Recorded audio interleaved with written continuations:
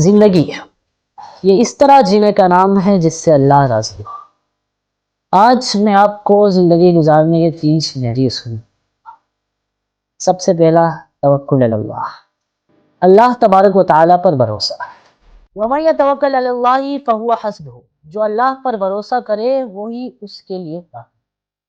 جب سب راستے بند ہو کہنا مَعَ اللَّهِ وَالْمُتَوَکِّل، کبھی مایوس نہ ہونا۔ دوسرا، شکر اور قناعت۔ لَإِن شَكَرْتُمْ لَأَزِيدَنَّكُمْ، اگر تم شکر کرو گے تو میں تمہیں اور زیادہ دوں گا۔ جو تمہارے پاس ہے وہ لاکھوں کے خواب ہے۔ اسٹاپ کمپیئرنگ، اسٹارٹ تھنکنگ، یہی راز سکون ہے۔